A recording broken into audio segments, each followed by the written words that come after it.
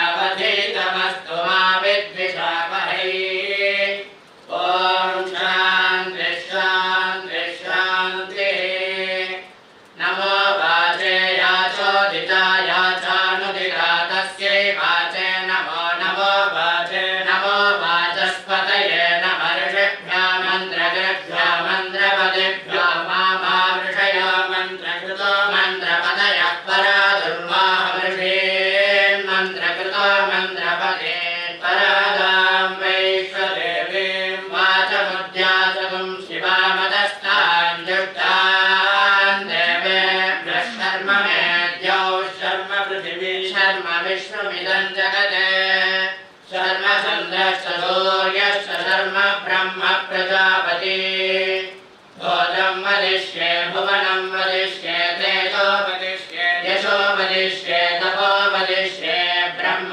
वदिष्ये सत्यं वदिष्ये तस्मादमुपस्तरणमुपस्तरणं मे प्रजाये पशूनां भूयादुपस्तरणमहं प्रजाये पशूनां भूयासं प्राणापानो मृत्योर्मापादं प्राणापानो मामाहालिक्तं मधुमनिष्ये मधुजनिष्ये मधुवक्ष्यामि मधुवदिष्यामि मधुमतीं देवेभ्यो वाचमुद्याचकं शुश्रूषेण्यां मनुष्येभ्यस्तं मा देवा अवन्तु शोभने विदरो न मजन्तो ॐ शान्ति शान्ति शान्तिः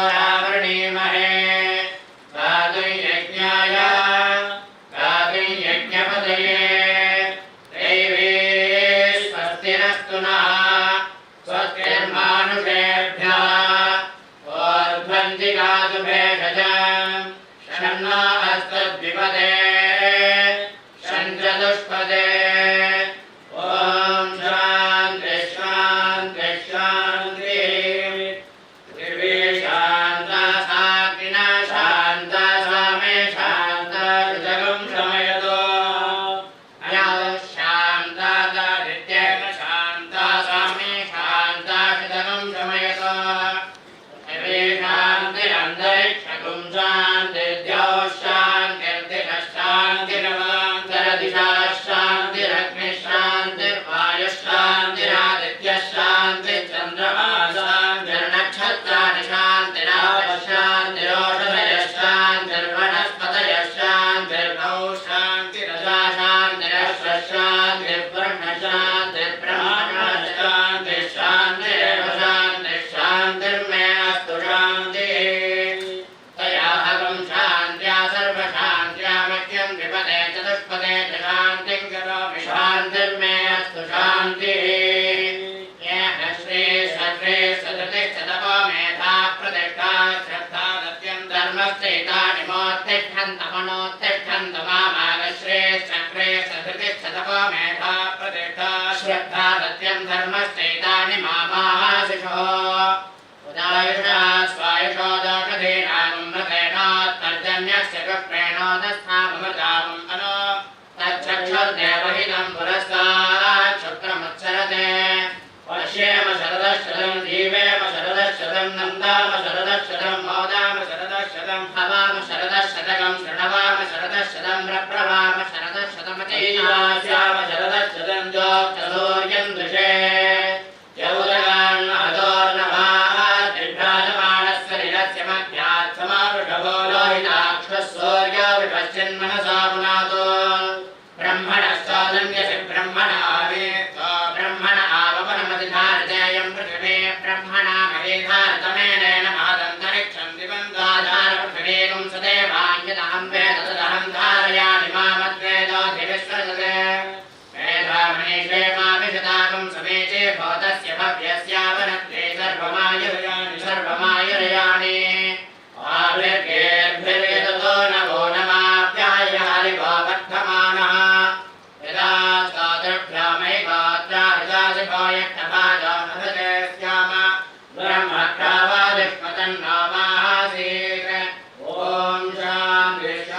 ॐ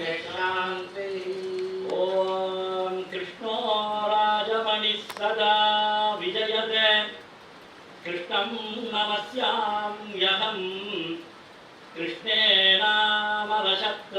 विनिहताः कृष्णाय तस्मै नमः कृष्णादेव समुत्थितं जगदिदं कृष्णस्य दासोऽस्म्यहम् कृष्णे तिष्ठति सर्वमेतदखिलम् भो Krishna मामुद्धर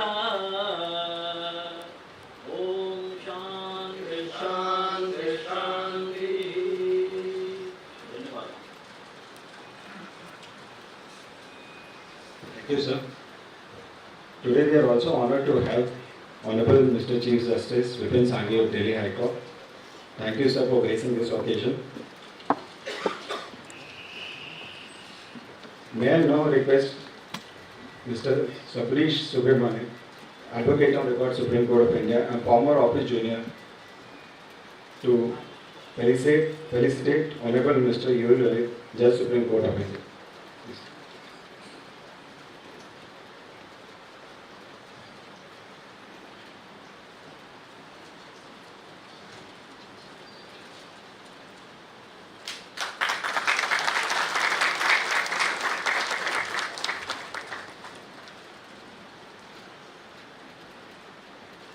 Thank you.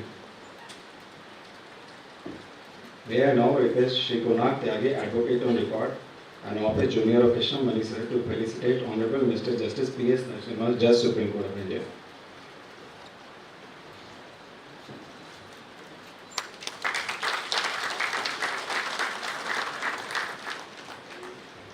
Thank you. May I now request Shri Bhagwan Manu Srivastava, Advocate on Record, and former Office Junior of Krishnamani Sir, and Shri Madhavendra Singh Tomar, Advocate, Supreme Court of India, to felicitate Honorable Union Minister Shri Bhupendra Yadav ji.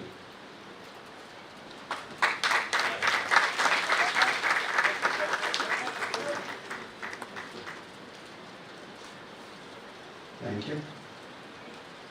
May I now request Shri Aditya Chaudhary, Advocate, Supreme Court of India, to felicitate Shri K.K. Venugopal, Learned Attorney General for India.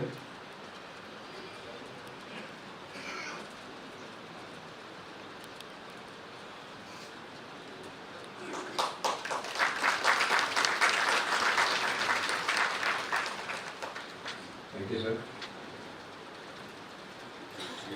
Proceeding ahead with the official program, may I now request Shri K.L. Janjani, Advocate on Record, and former Office Junior of Dr. M.N. Krishnamani sir, to deliver the welcome address to this office gathering. Please.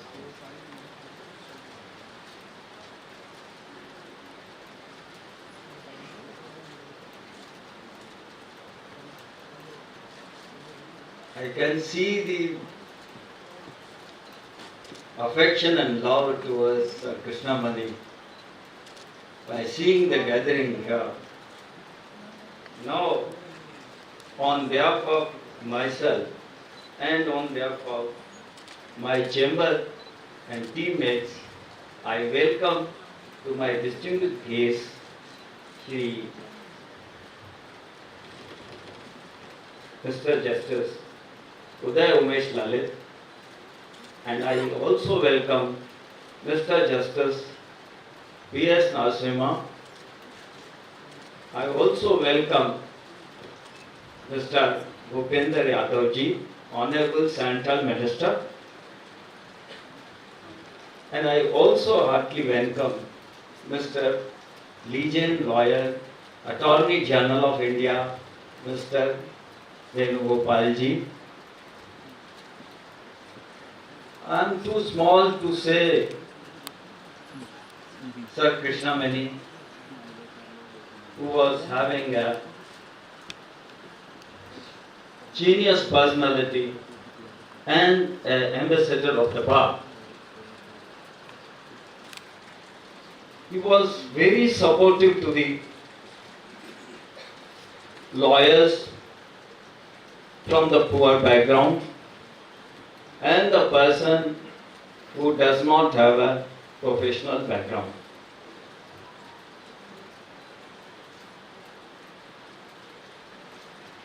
When I first met with Mr. Krishnamani, then he asked me one question, that from where you are? I said, sir, I am from Rajasthan, just a Kashmir. He said, what your parents are doing? I said, sir, I'm sorry, I lost the parents at my teenage. He said, immediately replied, no problem, I am there. From day one to my professional proceeding, he remained always with me in all aspects, including my professional grooming, and when I was in some difficulty, he immediately comes and advised me that you have to do this thing or that thing. Not only me, but all of the persons who were related to him were always remains happy in his company.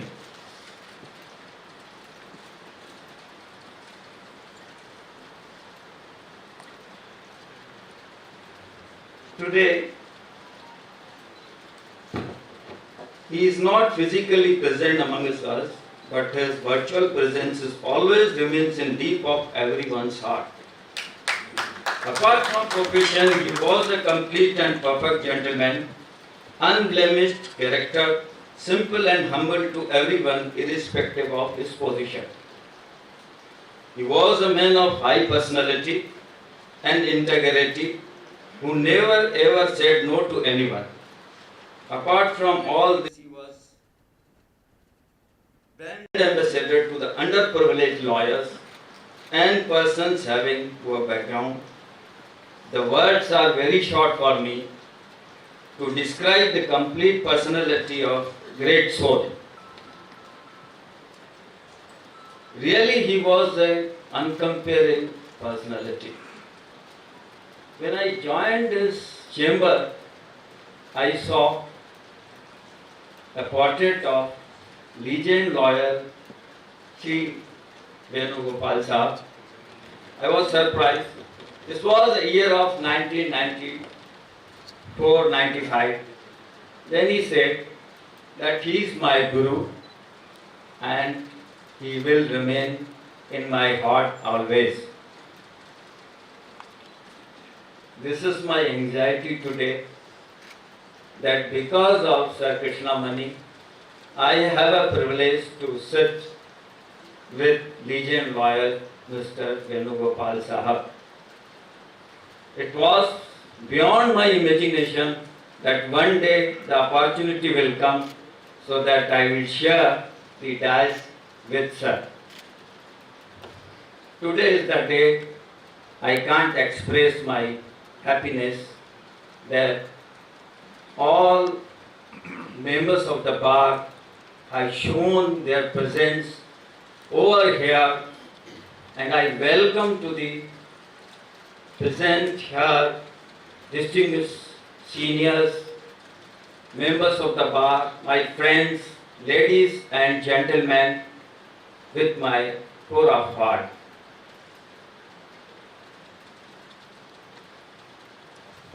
Mr. Krishnamani was awarded by Padma Shri by the Government of India. He was not only a lawyer of prominence, but also a large-hearted man who did not hesitate to espouse the cause of the layman and downtrodden by conducting their litigation free of cost. Accordingly, he bestowed his benevolence on younger members of the bar by conducting their matters with a meager fees or no fees. I hope the members of this august gathering will remind his noble deeds by deliberating on the topic of righteousness, which is going to be delivered our Justice Mr. P.S. Narasimha Sahab. who was also very close and touchy with the Sir Krishnamani Sahib. Therefore, I specially requested to Sir Nasimha that he should be here. And I also in last welcome to Justice Uday Umesh Lalit, who agreed upon immediately on the name of Sir Krishnamani to preside this auspicious special function.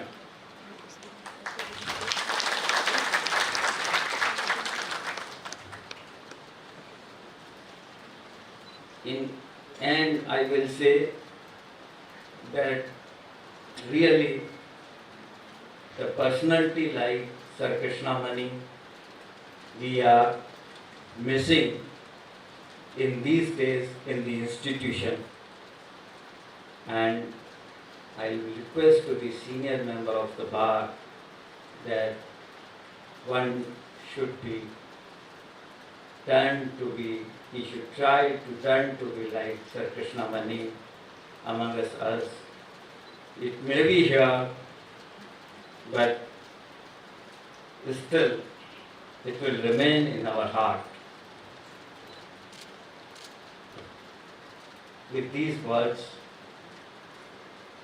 I break my words and I will request the other distinguished guests, because who are having more experience and more work with them. Therefore, I will request to the our office team to proceed with the program further. Thank you very much.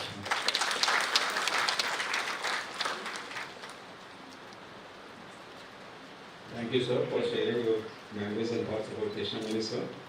We have been just now informed that today this occasion is also graced by Honorable Mr. Justice Anirudh P. Judge High Court of Odisha, who had also a long association with Krishnamani, sir, at the bar. Welcome, sir.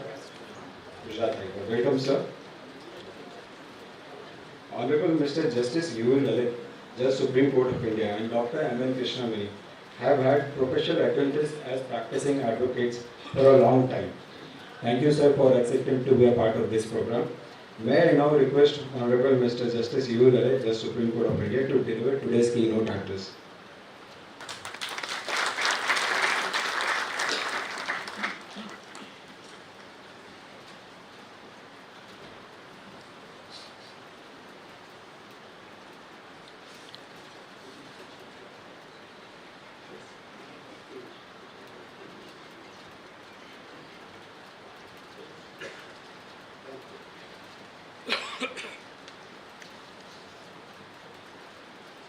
My esteemed colleague, Justice P.S. Narasimha,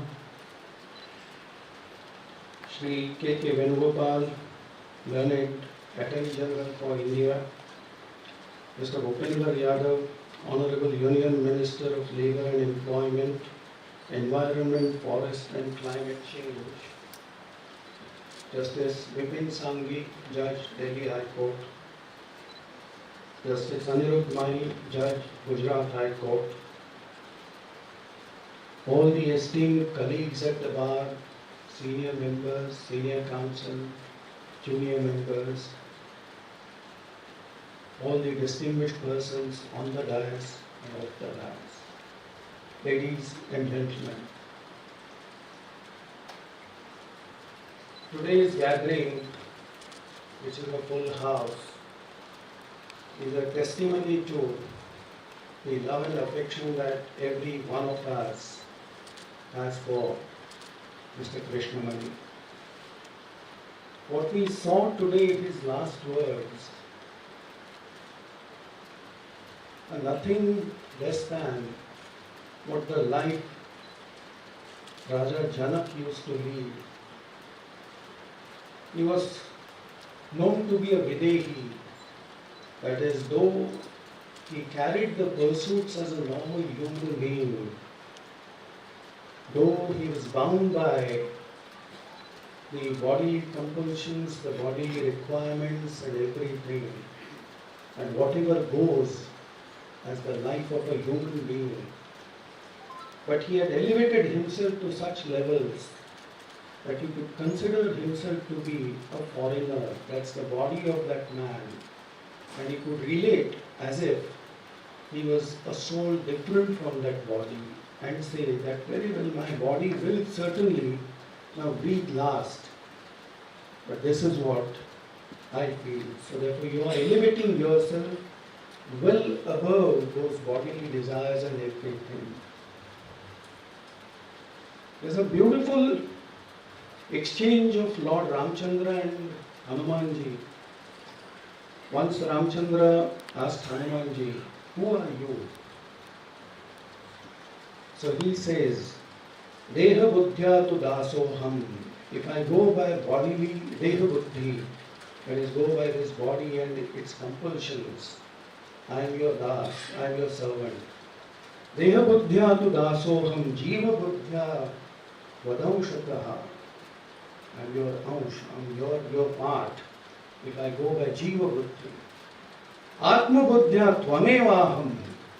If I go by Atma Buddhi, Vedanta philosophy, then you and me are not different.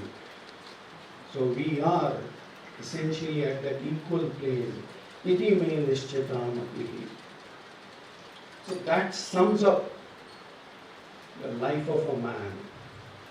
And these last words, mind you, it's very difficult to have that. Nobody can fake it. Nobody can masquerade it. This has to come from your heart. And that was Krishnamani. We are all lawyers. The emblem of Supreme Court says, Yato dharmas tato jayaha.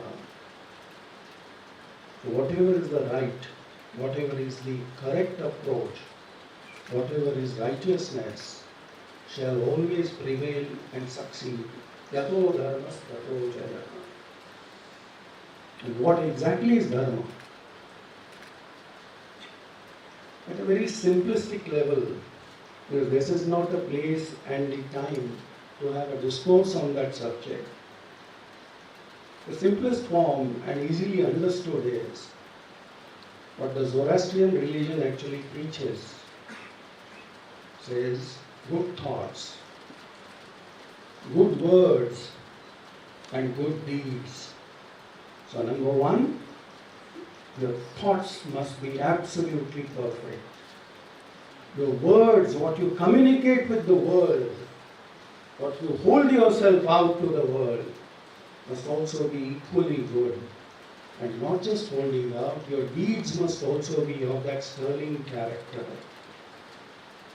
If you go by this simplistic method or definition, whatever one has mastered this, Jaya, Yato Dharmas Tato Jaya, has to be assured. Dharma has very different connotations, depending upon person, depending upon situation, depending upon circumstances, times, everything. The normal dharma of a cultivator may be to till the land. But in case there is any invasion or any foreign power trying to usurp the power of the state, then that very cultivator, his dharma demands that he must hold a weapon in hand. So therefore the dharma changes depending on situations. And that's why most of us are married persons here. So what do we take as an oath? Dharme arte kame cha nati charami. So I will not overstep the limits prescribed by my dharma, which is in the form of dharmacharan as well as artharjan and also the kama. That's every kama. This is the ethos and this is what Krishnamani lived by. He was an epitome of all these dharmacharan. He was president of the bar for a while. It was not as if that he had sort of chosen a path only of devotion to Lord Sai. He was equally conscious that as a member of the bar there are certain demands, and it demanded that a person like him should be there to espouse the cause of the bar. So there he was as president of the bar. He was a senior counsel, as Mr. Ganjani put it, that he would actually extend his services pro bono on various occasions. That's the man who lived by his principles, and that's why what he said is, I have no regret in life, any juncture. We are going to hear everything from Justice Narasimha on righteousness. So I won't encroach on his field, but there's a very beautiful passage which I must share with you, and that is written by former President Abdul Kalam.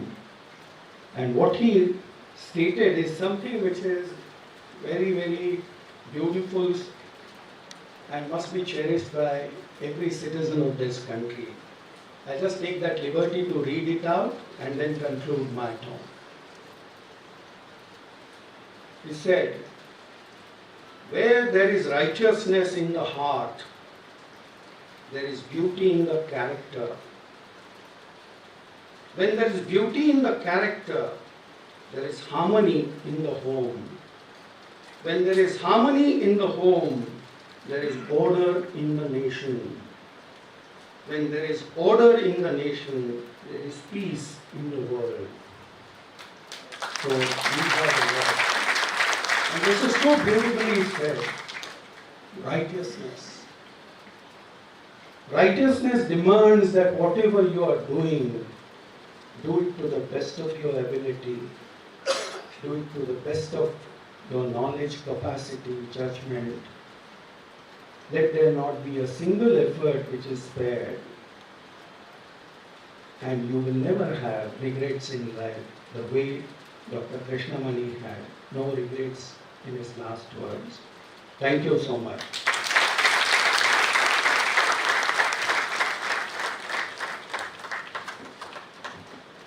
Thank you, sir, for sharing your memories and those enlightening words about Krishnamani, sir. Proceeding ahead, Learned Attorney General of India, Shri K.K. Venugopal, would be one of the few members who knew Krishnamani sir so very closely and was his senior mentor and guide since his early days of practice. We can't wait to hear from your memories, sir, about Krishnamani sir. May I now request Shri K.K. Venugopal, sir, to kindly share his thoughts.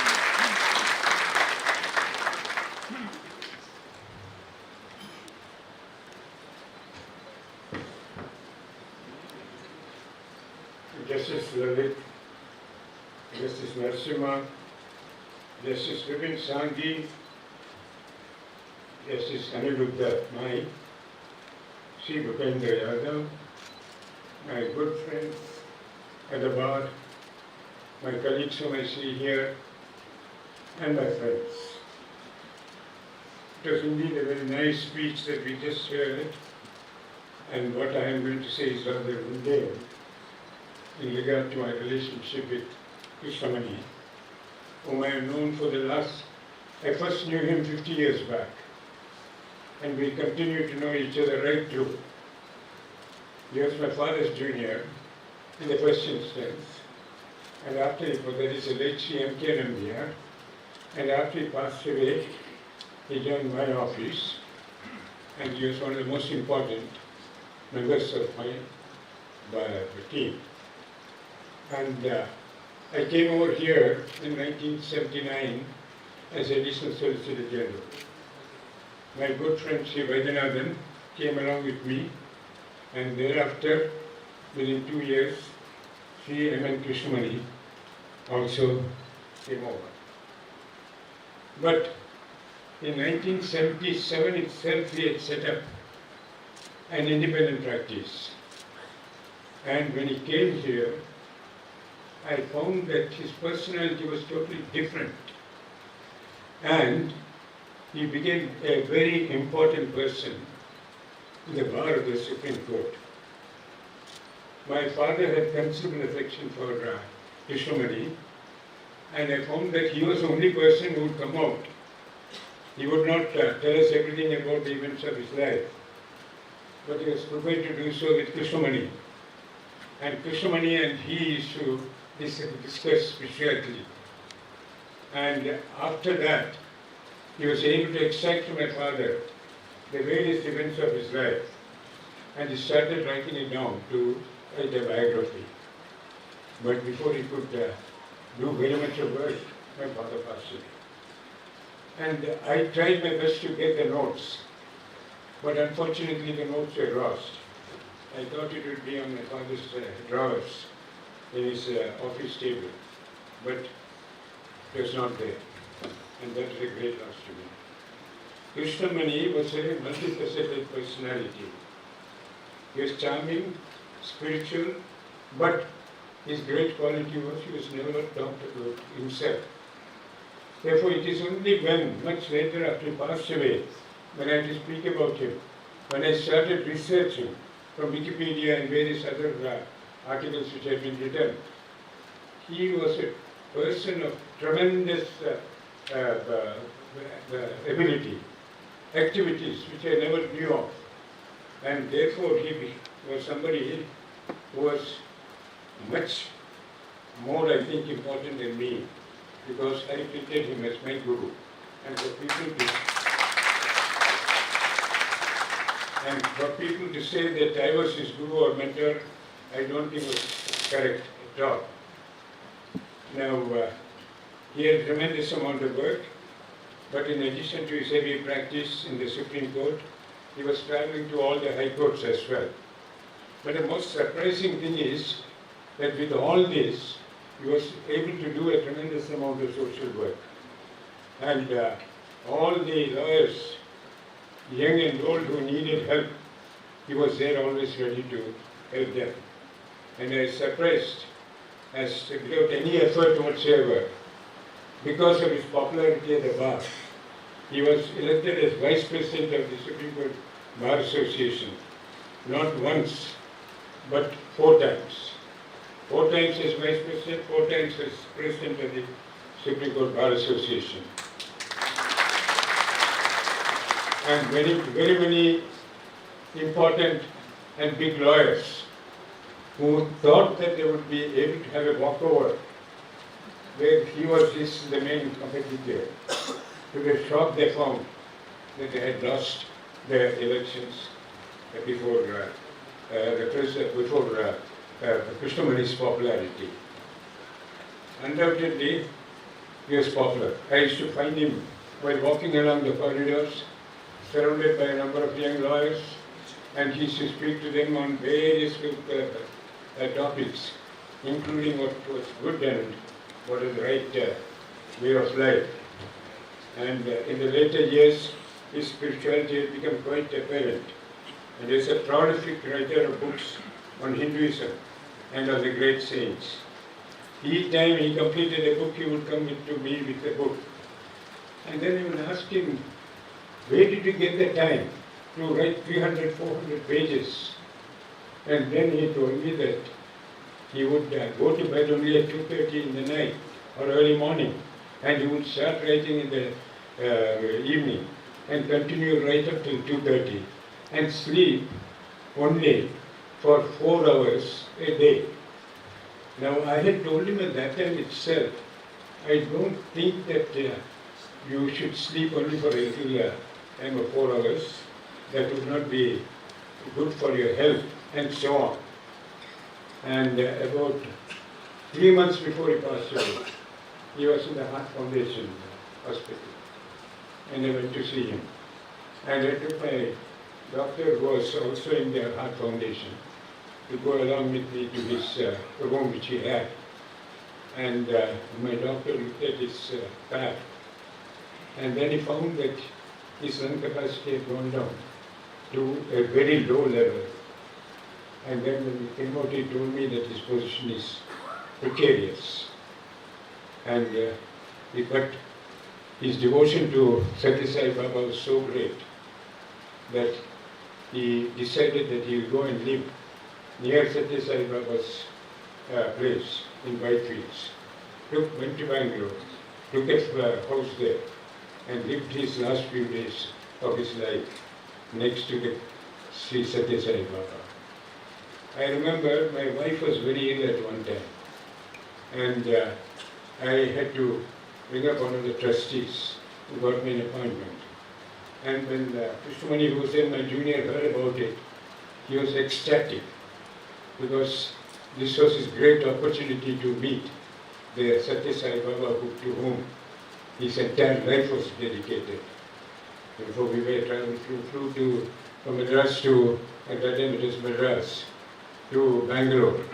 Went to see Satya Sai Baba's place where he was seeing over 5,000 people who were all seated. And we were both called inside.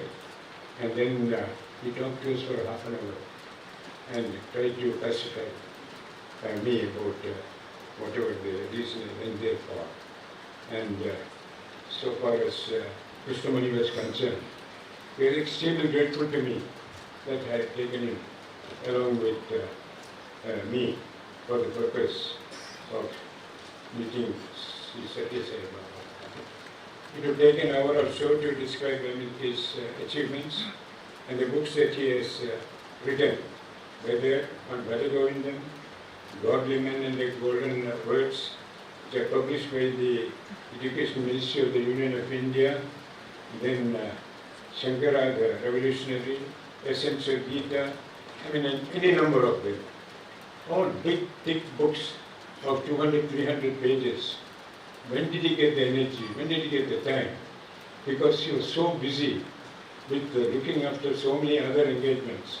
And he was appearing in the in the Justice Verma Commission and the Justice Jain Commission regarding the Rajiv Gandhi assassination, appeared for the Tamil Nadu government in the Justice Nag Commission and Devendra Gupta Commission for the ban on LTTV in Sri Lanka, and there is no case involving Hindu religion in which he did not leave his imprint, including the Rama Janmabhoomi case, where he went and appeared in Allahabad. And I am told that the points that he made in the arguments which had a real effect upon the judges. Ram Setu, a matter before the Supreme Court of India on behalf of the Hindus. I could go on and on about Sri Krishnamani's work. And all that I would say about him is that he was a compassionate human being who, on account of his public service, his legal erudition, received a large number of awards, including the Padma Shri in the field of public affairs from the President of India in the year 2016, the National Law Day Award for Excellence in Civil Law in 1998, the prestigious Sevaratna Award in 2005, and again in the same year, the Secular India Harmony Award. His interest in culture resulted in his being awarded the Shrestha Kula Pracharak Award by the Ganesh Natyalaya and Gayatri Fine Arts Society in 2009. When did he have the time to get all this? Because he was closely associated with all these organizations. Krishnamani was my friend and I sorely miss him even today. I used to tell others that he was my guru, and that was on a serious note because of his spirituality and the books that he had written on religion and the saints. When I was faced with the illness of my wife, he was there to tell me to go to Sri Satya Sai Baba, and I was glad for his advice. I am happy that we are all getting the opportunity to remember a person who was a great human being. One of the great Roman emperors, Marcus Aurelius, in his book Meditations had stated, if it is not right, do not do it. If it is not true, do not say it. This was the epitome of Krishnamani's life. When I got news that he was seriously ill and that he was in Bangalore, I went over to Bangalore with my good friend Sri Vaidyanathan. And we traced out his house and went there. He had already passed away. And at that time they played to me the tape that you have seen. It was recorded by him on his cell phone. And when I read it, the stark acceptance by him of the inevitability of life showed the strength of the person. And it brought great tears to my eyes then. And even now, when I listen to it, it is very difficult to control one's emotions. Thank you.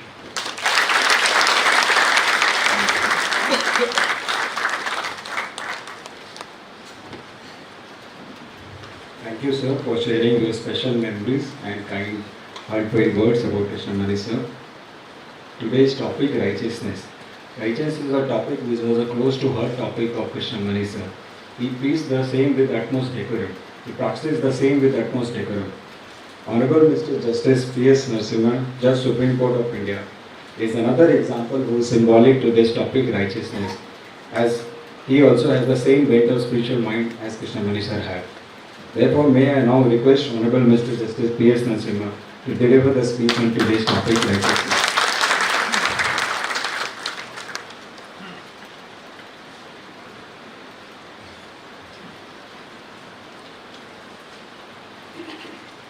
Honorable Justice Lalit was a very dear friend to me when I was in a bar.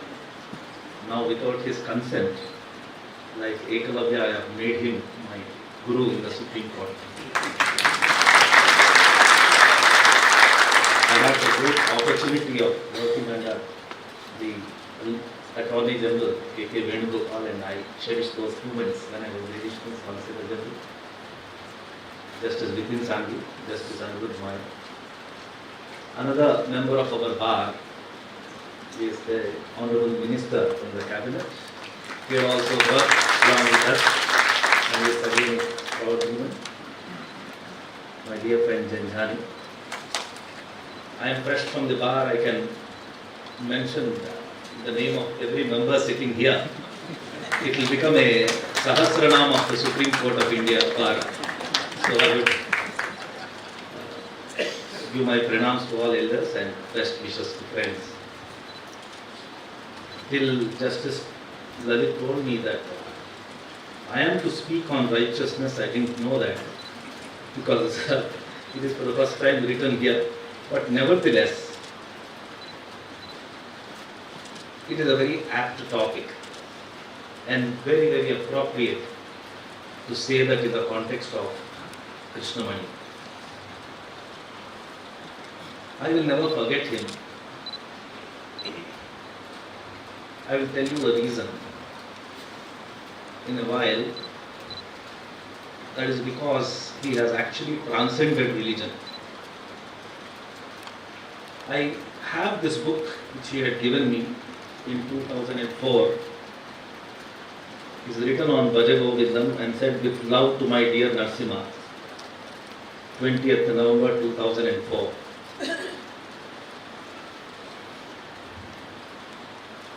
When Mr. Janjani said that this is a topic on which we could express our views on righteousness, I initially thought there is something larger so far as Krishnamani is concerned. Because righteousness, I thought, is an aspect which is concerned with the worldly, as they call Iha, which is the worldly. And he is a man who has transcended the world, which is Para. But I think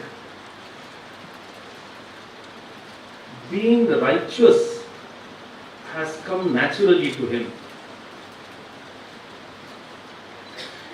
Righteousness, in the simplest definition, I think it is selflessness. To be selfish is human when one would think of oneself. But if you do not think of oneself, if you think of others and souls at large, you have transcended the individual in you and have proceeded towards what one would say the universal soul or Godhood. Another aspect about righteousness which is fundamental, or one could say it is only a stepping stone to something next higher or incidental, is allegiance to truth. And coupled with it, the conviction and strength of the will to abide by that concept of truth that one thinks of. That is the definition and the character of the personality.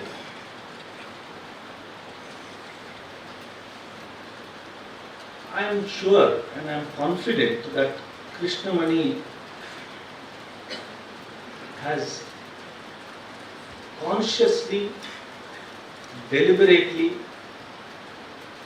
and with all intention shaped and developed his personality in that line.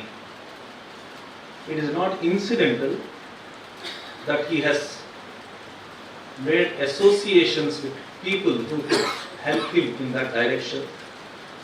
It is not incidental that he has developed over a period of time a large number of juniors who would fare by him. It is not incidental that he would involve himself even in some kind of a political career with a kind of a detachment. And it is also not incidental that he practiced in this profession with the accurate and the most appropriate definition of what quote unquote a senior advocate should do. Every of his juniors tells me that if anybody approached him and said that there is a small matter, he would immediately go ahead. And somebody would tell him that there is not much fees in it. He said, did I ever ask you? Everybody vouchsafes for that. Money was incidental. This is again a character of Krishnamani. Money was incidental to him. So step by step, over a period of time, he developed his character. Righteousness was anyway there in him. But there is something more about him. That is why I said he will always remain with me.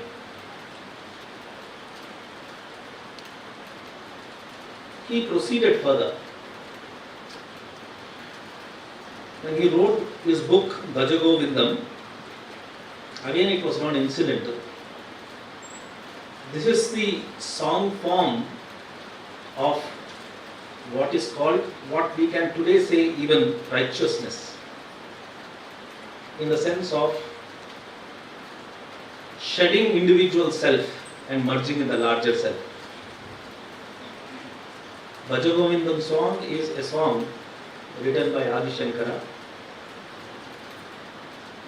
which tells you that it is not actually you who are imprisoned in your body, but you are actually the universal soul. He has spoken, a few minutes back you have seen, that I have written on Rama, Krishna, Allah, Christ, all of them saying the same thing, that proceeding from the individual and merging in the larger. The great part of Krishnamani's life is in actually the sadhana or the action that he has undertaken to convert his reading into imbibing it and actually putting it in action.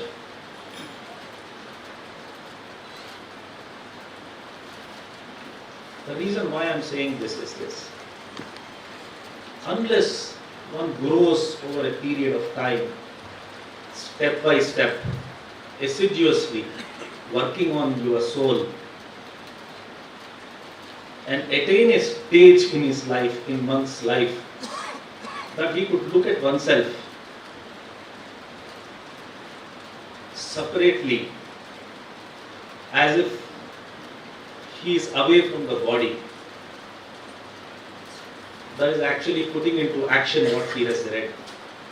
Every word that he has spoken, which you all see, talks about the state of mind that he has arrived at couple of hours before he passed away.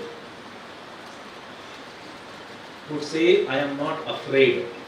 What he is saying when he said, I am not afraid, it's not fear. It is not fear. What he is actually saying is, I am conscious. He is telling us that it's not as if I am unaware of what's going to happen. I am aware of what's going to happen. So therefore there is no mystery. So I am not afraid of it. Fear comes out of mystery. He says, I am not afraid of it.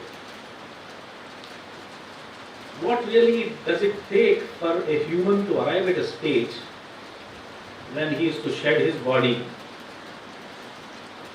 and enter into some other field which is impenetrable with this physical body to know, is what I think he found through his spiritual endeavor.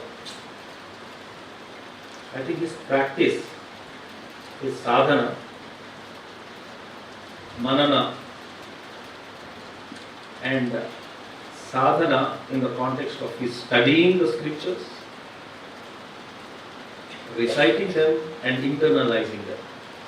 This is what led to the man to think about a situation like this. I don't think there is a parallel to this, and it is also at the same time so integrally connected to our profession also, that as a lawyer you never get attached to it. He practiced that detachment in his life altogether. That is why he is extraordinary, his life is extraordinary. It is a message to all of us. I would like to read the names of his juniors who were there, including Saptarushi, his clerk who was with him all the time. K.V. Mohan, Sundar Rao, Janjani, T. Raja, you all know where he is, Bharat, Jitendra Mahapatra, Alok Sangwan, Somjit Pani, Pawan Singh, Abhijit Sen Gupta, Sanjay Chaudhary, late Amit Kumar, Vaibhav Manu Srivatsava in UP, Mahendra Singh Tomar, Rajiv Dalal, Rahul Bhandari, Rajkumar Singh, Konar Tyagi. You know, when somebody departs, what he leaves behind is this. This is what is called immortality. Amrutatvam. That's what it is. What he has left behind. Righteousness, as I have said, coming back to the topic, is integral part of the constitution also. It's nothing but fraternity. And that is one aspect which he has practiced and shown us. And it is for the Supreme Court to develop now the concept of fraternity, having focused too much on equality and liberty.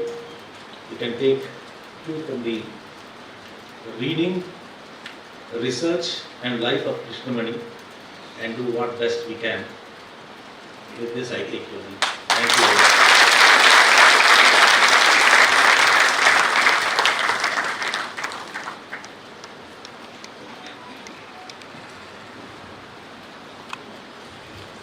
Thank you, sir, for such inspirational and thoughtful words. It is indeed an honor for us to actually hear from you about the actual meaning of righteousness. Thank you, sir, once again. Shri Bhupendra Yadav, Honorable Union Minister, and Krishnamani Sir Association takes back to the practicing days at the Supreme Court at the bar. To be a guest of honor is a testimony to the respectful bond they had shared. Therefore, may I request Shri Bhupendra Yadav, Honorable Union Minister, to deliver the speech. Thank you.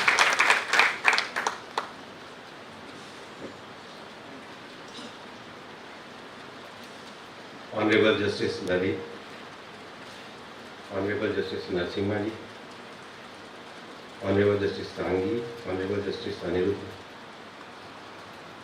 respected Venugopal ji, legal dignitaries, ladies and gentlemen. It is an honor for me to be present before you as part of M.N. Krishnamani Lecture. Coming from the legal fraternity myself, it is indeed an overwhelming moment for me to be speaking today as part of the event that commemorates one of the finest legal luminary of our time, Shri Krishnamani ji. When Advocate Somyajit Pani approached me to participate in the event, I had thought that event would be about matter related to jurisprudence, and I would be expected to speak along one of the many aspects of modern law or judiciary. But when Pani told me that I must speak to righteousness, I must confuse. I asked him why he is choosing such a heavy word in the world first being overtaken by the WhatsApp language. As we know that in the time of when short forms in WhatsApp message are introducing us to art of writing complete sentences in just a few capital letters and leaving it for the receiver, the codes such as ASAP, FYI, and in this context, righteousness may well come as a heavy word. It may also seem so because many of us today find ourselves living on the opposite end of all that righteousness stands for. But the choice of righteousness as a topic for the workshop could not have more apt, for it is the path of that Sri Krishnamani ji chose for his personal life as also his birth life. Before I delve deeper into the concept and the real essence of righteousness, I will make a humble attempt to make sense of the word itself. All that is righteous is the right, but all that is right may not be righteous. Just to give an example in the legal parlance, living by law is a right, but living by moral law is a righteousness. Righteousness is an uncodified moral law that must turn to for attaching meaning of life. Why we suddenly finding it so difficult to attach meaning of life despite doing the right things? We are all constantly complaining about being too overworked, too tired, too anxious. Mere work has brought us more money, more amenities, more luxuries, but it has taken away our little joys. That is because in our race to top, we have lost balance. We have become competitive at the cost of being collaborative. It is time for us to learn the art of staying calmly active and actively calm. The next obvious question is, how does one learn that art? It is easier said than done. Part of the problem lies in the fact that we have lost faith while we have become more religious. Faith is nothing but the voice of inner consciousness. To get ourselves to find faith within us, we must turn to the philosophy of universal religion, as described by Sri Krishnamani ji. Actually, this philosophy was propagated by Swami Vivekananda and he introduced to us. Swami Vivekananda taught us that to love God and realize the ever-living God and feel that all are one is the true spiritual mark of our understanding religion. It regulates the human life. He taught us if there is no inner life, there is no religion either, for how can religion have meaning without faith? In moving away from the inner self, we have traded faith by symbolism and given it the name of religion. What we confuse as dharma sankat is actually nothing but perceived threat to dharmic institution. Righteousness is what makes religion dynamic instead of letting it become a stone-edged concept. It allows religion to flow, prosper and grow.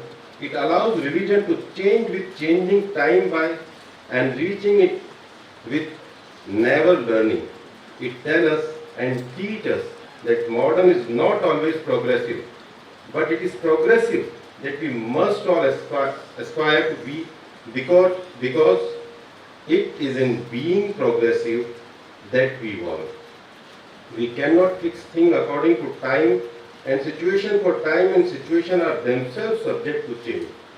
Human values also acquire never meanings in accordance with the changing situation. Nature itself flows a natural progression. This is not some hidden knowledge that we are discovering today. This is the knowledge that our Ved and Dharma Shastra have contained within them and is as old as time itself. Our sacred text guide also the path of righteousness, the path of progressiveness and the path of faith. How does one get to that path? We get to that path, ladies and gentlemen, by following the path of dharma. Dharma denotes righteousness, nobility, proper conduct, a philosophy of life which makes us a worthy citizen, a progressive citizen of the nation and of that world. People are get confused between the truth and dharma. Truth is eternal, permanent and universal. Dharma is defined by the context of time, people, place, society, culture and practices. Decision making under dharma also take into account the overall impact of the people to given society. One who follow the dharma or righteousness will strive to do the right timing rather than the doing timings right. What one does, the thing rightly merely goes by the rule book, adhering to the practice or procedure. While doing the right thing, one goes by consciousness, ethically, and the outcome. That is when one is following the path of righteousness, the path of dharma. Ensuring the progress of society is a government's dharma. Progress is not disruptive. It is a natural order of things. Progress does not scatter things, rather it unifies by helping us achieve oneness in all perspective of life. When we as a society achieve the oneness, we spread the experience, happiness and fulfillment. Some may wonder how we lost track if our ancient text has already laid the path of us to realize the goal of righteousness. The answer lies in our education. We have built an education system focused on getting us jobs. It has failed to fulfill, to rule in awakening our consciousness to stay course of righteousness. Today education makes us wise, but fail to make us awakened consciousness individual. The elaborating law of karma, as expounded in Hindu scripture, is that of action and reaction, cause and effect, sowing and reaping. In the course of natural righteousness, each man, by his thought and action, become the molder of his destiny. whatever universal energies he himself wisely or unwisely has set in motion must return to him as their starting point, like a circle completing itself. Shri Krishnamani ji, blessed to have found the path of righteousness in his life, a man of law. He lived by his morals. His legal work holds testimony to how he held moral law as the basic tenets of his work. The politics, social life, moral life, spiritual life, all should be governed by the moral laws, the eternal commandments of pure faith. They are supreme laws of happiness. As initially Justice Lalit mentioned about Raja Janak, and Narasimha ji also mentioned about something, how we live this life. There is a beautiful slok in Ishopnishad that says, Isha vasyam midam yatkincha jagatyam jagat ten tatten bhujikta ma hridha kasya svidhana. हम जिस दिन यह महसूस कर लेंगे कि हम इस पृथ्वी के मालिक नहीं हैं, जो जिम्मेदारी हमें मिली है हम उसमें मालिक नहीं हैं, हम किसी के प्रकाश से चमकते हैं, इसलिए संसार को त्यागपूर्वक भोगते हुए चलो। और कबीरदास जी ने बहुत सुंदर शब्दों में एक चीज कही है, चदरिया जस लीनी तस दीनी, जैसी चादर लेकर के आए हैं वैसी ऊपर वाले को सौंप जाए। ये कितना बनने का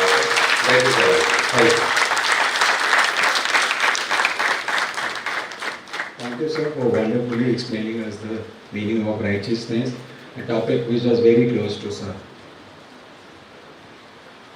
We are happy to announce that we have also received special messages from Honorable Mr. Justice Saurabh Syam Shamseri, Judge High Court of Allahabad, and Honorable Mr. Justice Sanjeev Panigrahi, High Judge High Court of Odisha, who had closely worked with sir during his time at bar. Can we play the video, please? महाराजा परम नटराज कृष्णमणि का व्यक्तित्व उनके नाम स्वरूप ही रहा। आप कृष्ण की तरह सौम्य, मणि के भांति चमकने वाले, नटराज की तरह सभी कलाओं में अपना हस्ताक्षर करते हुए सामान्य दिनचर्या का पालन किया और सभी के दिलों में महाराजा की तरह ऐसे स्थापित हुए कि उनकी अमिट छाप कभी भी धूमिल नहीं हो पाएगी। आपको सत्य साईं बाबा का पूर्ण आशीर्वाद प्राप्त हुआ, जिनके प्रभाव से उन्होंने न केवल आध्यात्मिक विषयों पर उत्तम ज्ञान प्राप्त किया, बल्कि सामाजिक कार्यों में भी अपने सामर्थ्य से अधिक योगदान दिया। उनकी प्रतिभा, उनके द्वारा रचित पुस्तकों Bhaj Govindam, Sai on himself, autobiography of अवतार व उनके अन्य कृतियों में, कविताओं में निष्पक्षता से दृष्टिगोचर होती है। आपको उनके सामाजिक कार्यों के लिए पद्मश्री से विभूषित किया गया और अन्य कई सम्मानों से भी सम्मानित किया गया। मेरा व्यक्तिगत रूप से आपका साथ कई वर्षों तक रहा।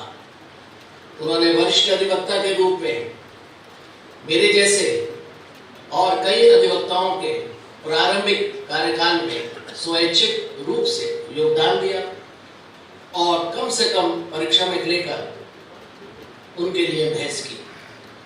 आपके साथ साहित्य और आध्यात्मिक चर्चा का भी सहयोग रहा। न्यायालय के समय और समक्ष सहजता, सौम्यता, सरलता के साथ विधिक पक्ष रखने में वो हमेशा सफल रहे। उनका अपने सभी सहयोगी अधिवक्ताओं से सरल व्यवहार और कुशल सलाहकार के कारण और अधिवक्ताओं और न्यायाधीशों के मध्य मधुर संबंध के कारण सुप्रीम कोर्ट बार एसोसिएशन के अध्यक्ष के पद पर उनके कार्यकाल बहुत सफल रहे। आपका वर्ष 2017 में आकस्मिक निधन होने के कारण एक महान भूति हमसे बहुत जल्द विदा हो गई, परंतु उनका रिक्त स्थान कभी भरा तो नहीं जा सकेगा, पर वो सदा हमारे चेहरों में, निधों में अमिट छाप छोड़ गए हैं। अंत में उनके प्रिय साईं भजन की दो पंक्तियां कहकर मैं अपने श्रद्धा सुमन अर्पित करता हूँ। मानस भजरे गुरु चरणम दुस्तर भव सागर. Dr. Krishnamani, as I know, was an excellent professional, a great bar leader, very dear to the junior members of the bar. We always miss his smiling face. He was an excellent human being, a legal and religious scholar, a humanist par excellence, and an institution builder. We miss this legendary soul today. I wish all the best to all his chamber juniors who are organizing the lecture series in the memory of this great man. This is a befitting tribute to this great man.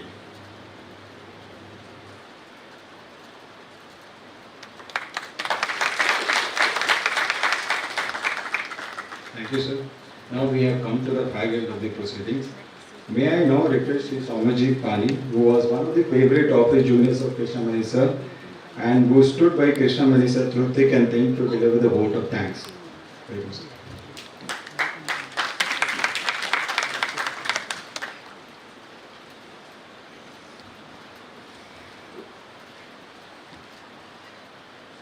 My Lord Justice Lalit, Judge Supreme Court of India. My Lord Justice P.S. Narasimha, Judge Supreme Court of India. Sri K.K. Venugopal sir, Current Attorney General for India. Bhupinder Yadav ji, Honorable Union Minister for Labour and Employment and Climatic Change.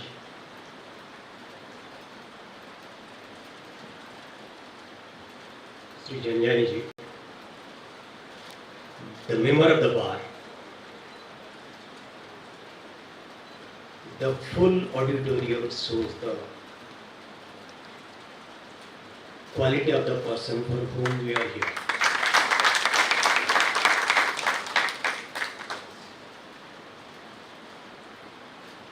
This institution is of Guru Shishya Parampara.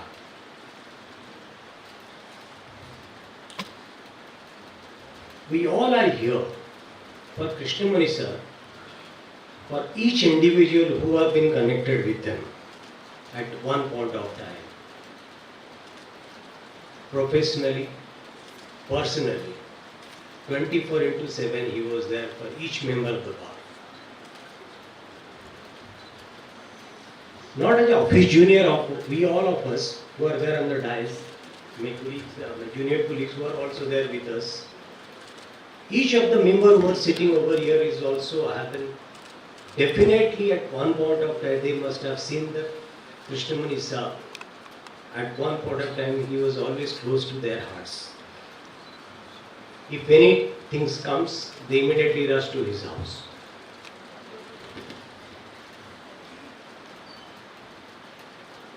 We are here to celebrate his memories, which has to keep it in our heart throughout. If we just come across, when we were just preparing this flyer, there was a slightly eraser kind of thing on his face. That shows that we are 5 years we could not do anything because of the one or the other reason. We would have to do it regularly. We could not do it for this reason. But the memories are fresh. Thank you, each one of you. Thank you, my Lord Justice Lalit sir, for giving us a path of dharma and to follow it subsequently while we are practicing. Thank you, Narasimha sir, to giving us the insight and the details of that issue on the righteousness. I also thank Bhupinder Yadav ji, who gives a literal meaning of righteousness also.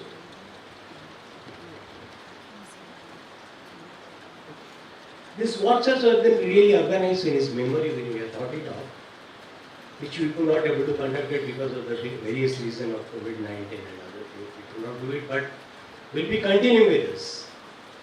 And as I told that is being a Guru Shishya institutions, we should continue with that. And I appeal to each member of the bar to do certain thing for their Guru, irrespective that the professional in otherwise also.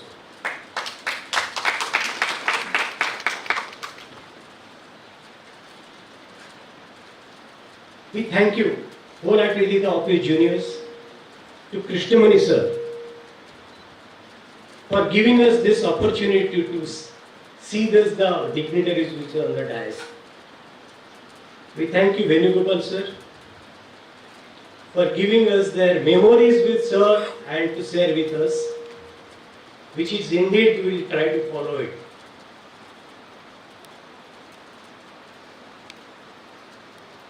This one request I want to make it, and can we just have a shot, because we want to felicitate Saptarishi also, because who has been wholeheartedly with him from throughout.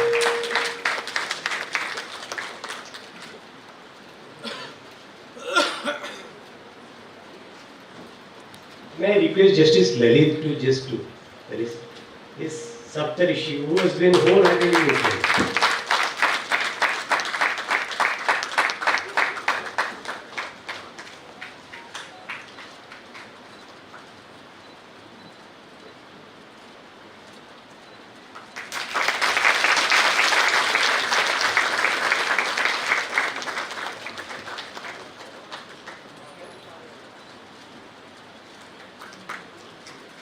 Thank you so much. I don't want to take more time of yours. And indeed, this is an institution, again I must tell you, that when we love somebody, we will love somebody by heart. And a person with Mr. Krishnamani, we should remember him for his gesture, his fondness to the lawyers, holding the hand for hours and talking to in the corridors. So let's just, with this memory, I want to stop. I don't want to go ahead with this. It's a number of memories of mine also, continuing say 99 onwards. He is dead, last breath. I was there in Bangalore also. Thank you so much. Can you just join us for the tea on the upstairs, please? Thank you.